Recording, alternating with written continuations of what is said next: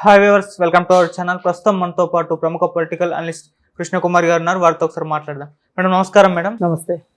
Madam, CID వాళ్ళు లోకేష్ గారి అరెస్టుకు మాకు పర్మిషన్ కావాలని చెప్పేసి ఏసీబీ కోర్టులో ఒక పిటిషన్ పెట్టడం జరిగింది. మేడం, ఎందుకు ఇప్పుడు మరి సిఐడి వాళ్ళు లోకేష్ గారిని అరెస్ట్ చేయడానికి ప్రయత్నిస్తున్నారు? మరి ఏసీబీ కోర్టు ఎటువంటి తీర్పుని ఇవ్వబోతుంది ఈ అంశం మీద? అంటే రెడ్ బుక్ అని ఒకటి అది పుచ్చుకుని తిరుగుతున్నాడు లోకేష్. నేను ఈ రెడ్ బుక్లో అందరి పేర్లు రాశాను.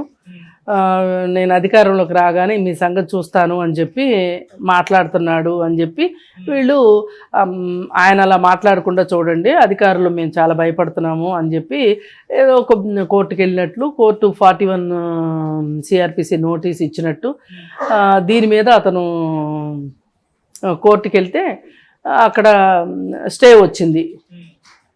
అది ప్రస్తుతానికి ఉన్న సమాచారం.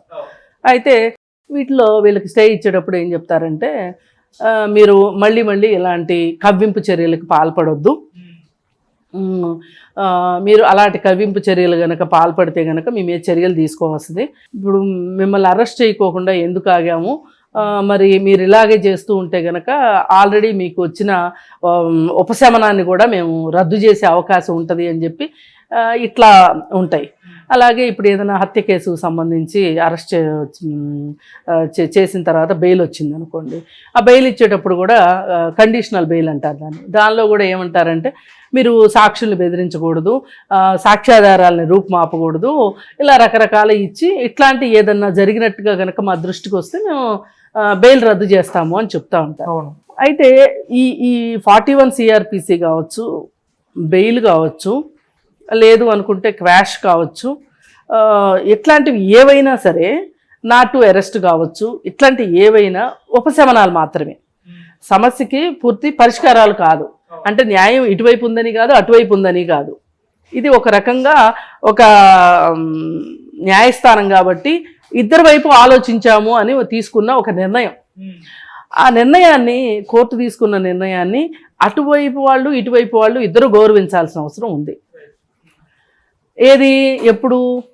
చట్టం అందరికీ సమానమైనప్పుడు, చట్టం దృష్టిలో అందరూ సమానులే అయినప్పుడు, చట్టం కొంతమందికి మరింత చుట్టమయ్యి, చట్టం కొంతమందికి మరింత దగ్గరయ్యి ఉన్నప్పుడు ఇది సహజ న్యాయ సూత్రం అవ్వదు, ఇది సహజం కాదు. మరి ఇప్పుడు అసహజంగా వీళ్ళు నా విషయంలోనే నాకు ఇన్ని నీతులు చెప్తున్నారు, ఇన్ని నియమ నిబంధనలు పెడుతున్నారు, మరి అటువైపు వాళ్ళు ఎవరైతే ఉన్నారో వాళ్ళందరూ వాళ్ళు చేసుకుంటూనే పోతూ ఉన్నారు అనేది లోకేష్ ఆలోచన. ఇక్కడ లోకేష్ ఇంత గంభీరంగా కావచ్చు, లేకపోతే ఉద్రేకపూరితంగా కావచ్చు, బెదిరింపు ధోరణిలో కావచ్చు మాట్లాడటాన్ని రెండో పక్షం జీర్ణించుకోలేకపోతుంది. ఒక రకంగా వాళ్ళు ఎంతసేపు ఏమనుకుంటున్నారంటే, ప్రజల ముందు తప్పు చేసినా సరే, ఒప్పు చేసినా సరే, అధికారాలు మా చేతిలో ఉన్నాయి, మేమే ధైర్యవంతులమి, మేమే ధీమంతులమి, కాబట్టి మీరు మాకు ఓటేయండి, మేము మీకు సరైన పరిపాలన ఇస్తాము అనే ఉద్దేశంతో మీరు ఓటేయడం కావచ్చు, మేము పరాక్రమవంతులమి అంటే వీళ్ళు ప్రపంచాన్ని వెనక్కి తీసుకెళ్తున్నారు.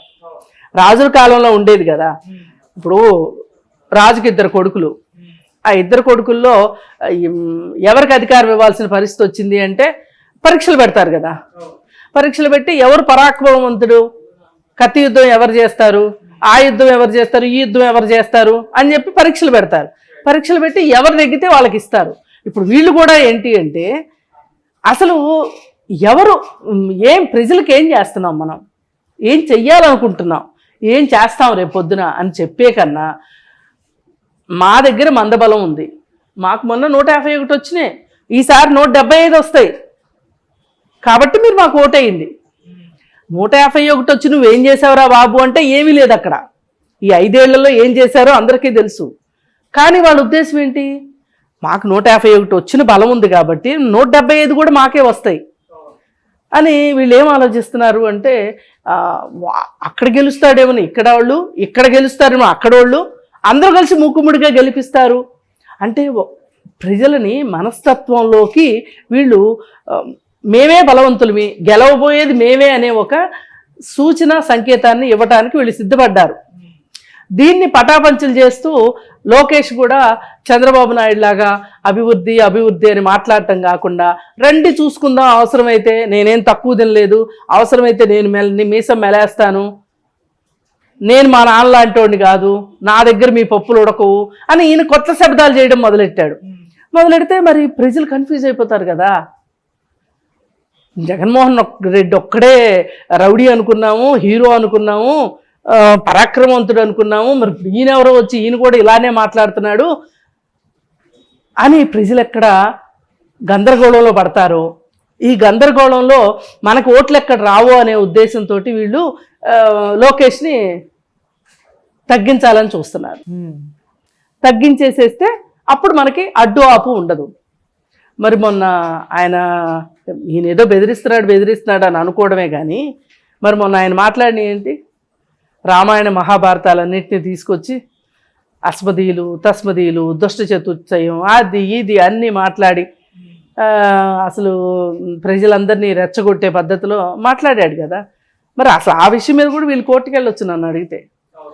ఏది ఏమైనప్పటికీ మనం ఇద్దరిని బ్యాలెన్స్ చేస్తూ మాట్లాడవలసిన వాళ్ళం మనం యాజ్ ఏ సోషల్ మీడియాగా. వాళ్ళు అలా మాట్లాడినా తప్పే, లోకేష్ ఇలా మాట్లాడినా తప్పే. అసలు మీ ఇద్దరు ముందు ప్రజల ఎజెండా ఏది, అది మనకి కావాల్సింది. అసలు మీరు ఏం చేస్తారు? రేపు 5-6 సమస్యలు మనకి ప్రస్ఫుటంగా కనిపిస్తున్నాయి. అమరావతి ఒకటి, పోలవరం ఒకటి, వైజాగ్ స్టీల్ ప్లాంట్ ఒకటి, అలాగే అసలు వలస వెళ్ళిపోతున్నారు రాష్ట్రంలో ప్రజలు, అలాగే లోటు బడ్జెట్లోకి వెళ్ళిపోయింది, అప్పుల రాష్ట్రంలోకి వెళ్ళిపోయింది, విపరీతంగా జనాలు మందు తాగుతున్నారు, రేట్లు పెంచినా సరే మందు తాగుతున్నారు. ఈ రేట్లు పెంచినా మందు తాగే మందుబాబుల భార్యలు ఎన్ని కష్టాలు పడుతున్నారు, ఇప్పుడు ఆంధ్రప్రదేశ్లో కావచ్చు, తెలంగాణలో కావచ్చు, మందు కారణంగా చనిపోయే యూత్ ఎక్కువగా ఉన్నారు. యూత్ అంటే లెక్కేసుకోండి 18 నుంచి 45 సంవత్సరాల్లో మధ్యలో వాళ్ళని యూత్ అంటారు. ఈ వయసు వాళ్ళు ఎక్కువ మంది చచ్చిపోతున్నారు. కారణం మద్యపానం. మీరు ఒంటరి మహిళల పెన్షన్లు ఎక్కువైపోతున్నాయి ఈ 2 రాష్ట్రాల్లో.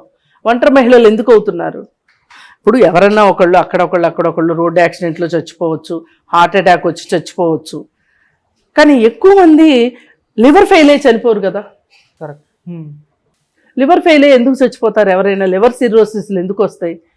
ఊపిరితిత్తుల సమస్యలు ఎందుకు వస్తాయి? కారణం మద్యపానమే.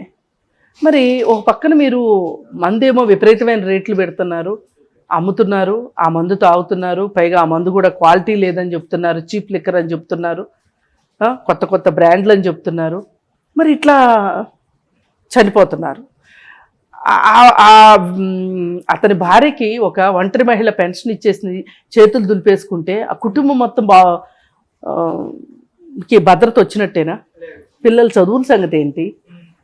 మరి ఈ విధానాల్లో ఇలాంటివి మేము అడ్రస్ చేయదలుచుకున్నాం, ఇట్లాంటి వాటి గురించి మేము మాట్లాడదలుచుకున్నాం అని చెప్పాలి అధికార పక్షం. లేదు ప్రతిపక్షం కూడా ఇవి అసలు సమస్యలు, వీటిని దాటేసుకుంటానికే వాళ్ళు నోటుకొచ్చినట్టు మాట్లాడుతున్నారు, వాగాడంబరంగా మాట్లాడుతున్నారు. కాబట్టి వాళ్ళు కాదు పాలనకి అర్హులు, మేమే నిజమైన అర్హులువి అని చెప్పగలగాలి. మేము అమరావతిని త్వరితగతిన కంప్లీట్ చేస్తాం, లేదు అనుకుంటే వైజాగ్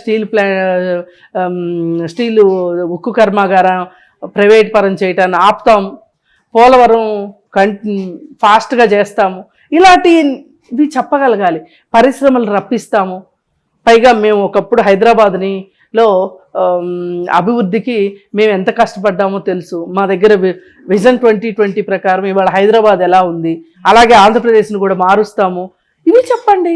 మీరు రెడ్ బుక్ చూపించి బెదిరించడం కూడా కరెక్ట్ కాదు నా ఉద్దేశంలో. అయితే ఏది ఏమైనా ఆ రెడ్ బుక్ చూపిస్తున్నాడు అని చెప్పి వాళ్ళు కోర్టుకు వెళ్ళిన సందర్భంగా ఇచ్చిన ఏదైతే ఊరట ఉందో ఆ ఊరటని మీరు నిలబెట్టుకోవడానికి నమ్మకం ఇవ్వండి, కోర్టుల మీద నమ్మకం ఉంచండి.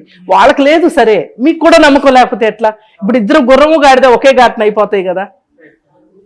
మీరు చట్టాన్ని గౌరవించే మనుషులుగా మీరు ఏం చేశారు? దాని మీద వాళ్ళు అరెస్ట్ చేస్తామన్న దాని మీద కోర్టుకు వెళ్ళారు. కోర్టు మీకు అనుకూలంగా ఒక తీర్పు ఇచ్చింది, అంటే ఒక ఉపశమనాన్ని ఇచ్చినప్పుడు దాన్ని నిలబెట్టుకోవాలి. చట్టాన్ని మనం రక్షించాలి, చట్టం మనల్ని రక్షిస్తుంది. కొంతమందిని ఎక్కువగా రక్షించవచ్చు, అది వేరే విషయం.